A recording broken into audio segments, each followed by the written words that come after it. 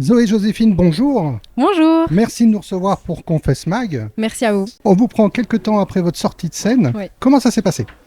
Ça s'est super bien passé. C'est la première fois que je joue aux Solidarités.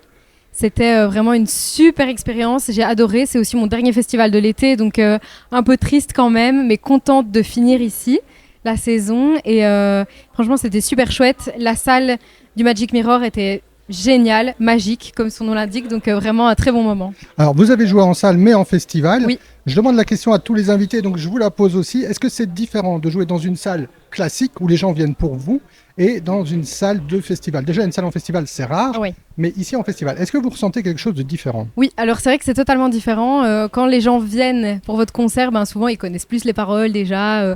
Et donc ça fait quand même, c'est une autre ambiance. Mais là, c'était super chouette parce que le fait que ça soit une salle dans un festival, on arrive quand même à aller chercher les gens, ils sont plus réceptifs et ça crée une ambiance. Donc c'est vraiment un super moment. Si on devait parler de votre style, comment vous le qualifieriez-vous? Alors moi, j'ai un peu écumé le web, j'ai travaillé le sujet, mais j'aimerais bien avoir vos mots à vous. Comment vous qualifiez votre style? Et à chaque fois, c'est un peu la galère. Je vous le cache pas. Chaque fois, je sais pas ce que je vais dire. Quand on me pose la question, je dis que je fais de la variété française parce que forcément, c'est ça la base de ma musique. Ce qui est très important pour moi, c'est les mots. Dans mes compos, le texte, c'est vraiment ce qui compte le plus. Donc, je commence toujours par écrire les paroles et la musique vient ensuite. Parfois, c'est les deux en même temps, mais c'est souvent plus les paroles. Et donc, ce qui est très important pour moi, c'est qu'on les écoute. Donc, parfois, j'essaye de mettre le moins de choses possible pour que les paroles puissent ressortir. Donc, je dirais que c'est de la variété française. Sur certaines chansons, on est quand même assez pop, évidemment. Mais oui, je dirais ça. Est-ce que vos chansons célèbrent le quotidien? J'ai une chanson précise en tête, on en parle après. C'est vrai que j'essaye d'écrire sur tout ce qui m'entoure. Et parfois, c'est des choses très basiques qu'on vit tous. Donc, c'est vrai que Regarde dehors, par exemple... elle parle de tout ce qui se passe autour de moi. Elle invite un peu les gens à regarder autour d'eux et à faire un petit peu un constat de tout ce qui se passe. Et cette chanson-là, elle parle de tout, de rien, de comment moi je me sens par rapport aux autres, de tout ça. Et puis après, il y a des chansons hyper personnelles comme Joséphine, la dernière que je chante en concert, qui parle de mon arrière-grand-mère, de pourquoi j'ai son nom. Et donc voilà, j'écris un petit peu sur tout. Alors moi, je pensais plus particulièrement à Paris. Oui. Paris que vous avez joué en gare de Lyon. Oui. Donc voilà, il y a tout ce mélange. Oui. Moi, Paris, ça m'a fait penser, alors je vais peut-être vous étonner, mais à du Morane et du Sanson. Quel compliment! Est-ce qu'on peut dire ça? Est-ce que quelque part, vous sentez le même mood que ça? Ça, c'est un des plus beaux compliments qu'on puisse me faire. Évidemment, Véronique Sanson, c'est un de mes exemples dans la musique. J'ai eu la chance de la voir récemment en concert ces derniers mois, je crois que c'était en mai.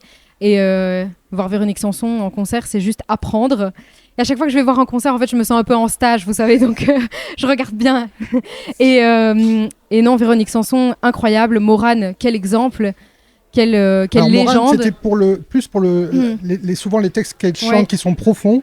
Et Sanson, il y a des vocalises. C'est vrai. Vous les poussez pas aussi loin que Sanson, mais moi, j'ai retrouvé une filiation. Ça me fait très plaisir, merci beaucoup. Un autre point que j'avais envie de parler avec vous, on sait maintenant de notoriété que vous avez votre propre label. Oui. Alors, vous êtes aussi étudiante en droit. Oui. Femme d'affaires quelque part. Oui. Je sais que vous avez déjà parlé de votre label, je ne vais pas aller très loin dans le label. Quand on crée un label, souvent, c'est que derrière, il y a aussi une écurie qui va arriver. Alors moi, j'ai envie de vous poser cette question-là. Est-ce que vous avez en ligne de mire de produire d'autres artistes? Alors pour le moment, pour être totalement honnête, j'ai envie de me concentrer sur mon projet parce que c'est vraiment, en fait, je me rends compte que être sur scène, à chaque fois que je suis sur scène, j'aime encore plus la scène. Donc dès que ça s'arrête, voilà. Donc c'est vrai que là, le principal objectif, c'est de continuer à produire mon projet. Mais c'est vrai que plus tard, j'aimerais pouvoir produire d'autres artistes. Je vous avoue que j'ai pas trop d'idées. Parce que tous les artistes que j'écoute, ils ont déjà leur label, ils sont déjà assez connus.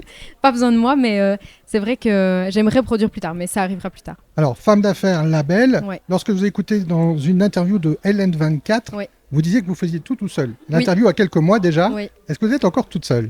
Alors non, je ne suis plus toute seule, c'est très important. Au début, j'avais un peu ce truc de j'ai envie de tout choisir, de tout faire toute seule, mais il y a un moment où on ne peut pas tout faire, on n'a pas tous les métiers.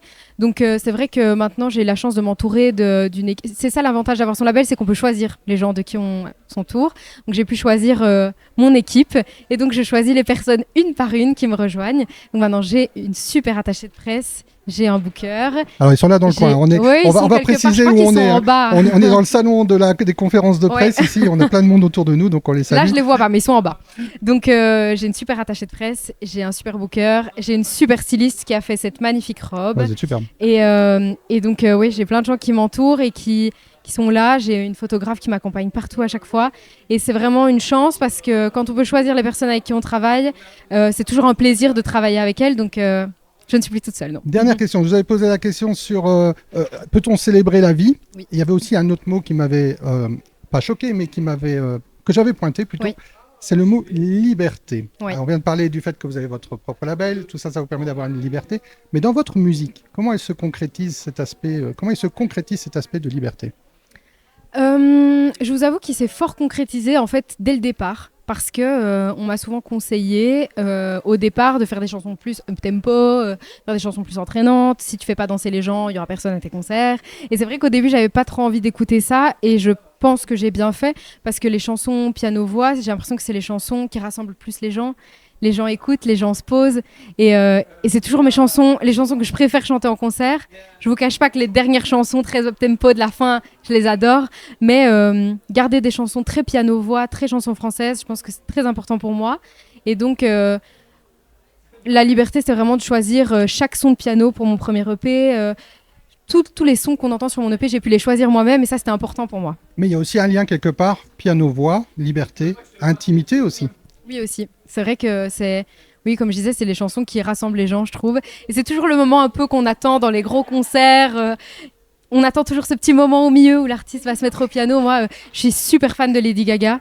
Et j'ai été la voir en concert l'année passée. J'ai eu cette chance immense. Et en fait, le moment où elle s'arrête de danser, tout se calme, qu'elle va se mettre au centre de la salle sur son piano, moi, je peux mourir là tellement c'est exceptionnel. Donc, on passe de l'effervescence à la zénitude. Exactement. Mais vous, c'est la zénitude. Ouais. Eh bien, on arrive tout doucement vers la fin de cette interview. Merci d'abord du temps que vous nous avez consacré.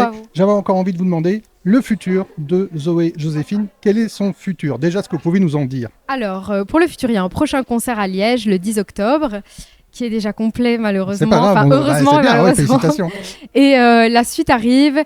Il y aura 2 morceaux que j'ai chantés ce soir qui vont sortir prochainement. Nous avons eu quelques exclus alors. Pas mal d'exclus même. Et donc voilà, la suite arrive, je travaille dessus. J'ai vraiment envie de créer un album. Là, j'ai sorti un EP dernièrement, mais j'ai envie de sortir un album, pouvoir créer vraiment un univers de A à Z et sortir quelque chose de beaucoup plus construit. Donc je prends mon temps pour faire bien les choses, mais la suite arrive. Un tout grand merci, Merci Zoé beaucoup à Joséphine. vous. Merci beaucoup pour Merci. Confess Smile. À bientôt.